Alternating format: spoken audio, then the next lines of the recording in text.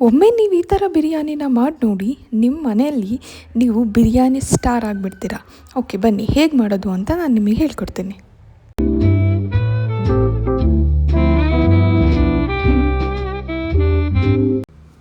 Cooker ಬಿಸಿಯಾದ ನಂತರ 2-3 table ಸ್ಪೂನಷ್ಟು ತುಪ್ಪನ ಹಾಕಿ ಅದಕ್ಕೆ ಎಣ್ಣೆನ ಹಾಕ್ಕೊಳ್ತೀನಿ. ಅದಾದಮೇಲೆ ಎಲ್ಲ ಮಸಾಲ ಐಟಮ್ಸ್ಗಳನ್ನು ಅದಕ್ಕೆ ಹಾಕ್ತಾಯಿದ್ದೀನಿ.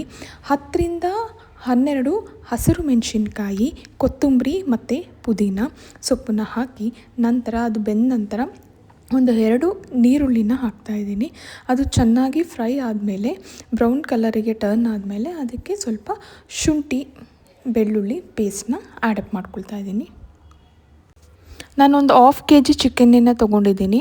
ಅದು ಈರುಳ್ಳಿ ಬೆಂದಾದಮೇಲೆ ಆ ಚಿಕನನ್ನು ಹಾಕಿ ಅದಕ್ಕೆ ಶುಂಠಿ ಬೆಳ್ಳುಳ್ಳಿ ಪೇಸ್ಟ್ ಮತ್ತೆ ಮೇಲೆ ಹಾಕಿ ಚೆನ್ನಾಗಿ ಅದು ಬೇಯಕ್ಕೆ ಬಿಟ್ಟು ನಂತರ 1-2 ಟೊಮೆಟೊ, ರುಚಿಗೆ ತಕ್ಕಷ್ಟು ಉಪ್ಪು. ನೆಕ್ಸ್ಟ್ 1 ಕಪ್ ಆಫ್ ರೈಸ್ನ ಅದಕ್ಕೆ ನಾನು ಹಾಕ್ತಾಯಿದ್ದೀನಿ. ಆ ಚಿಕನ್ ಜೊತೆನೇ ರೈಸು ಸ್ವಲ್ಪ ಫ್ರೈ ಮಾಡ್ಕೊಳ್ತೀನಿ. ಅದು ಫ್ರೈ ಆದಮೇಲೆ ನೆಕ್ಸ್ಟು ಅದಕ್ಕೆ 2 ಕಪ್ಪು ವಾಟರ್ನ ನಾನು ಆ್ಯಡ್ ಮಾಡ್ತಾಯಿದ್ದೀನಿ. ಬಿರಿಯಾನಿ ತಿನ್ನಲು ರೆಡಿಯಾಗಿದೆ.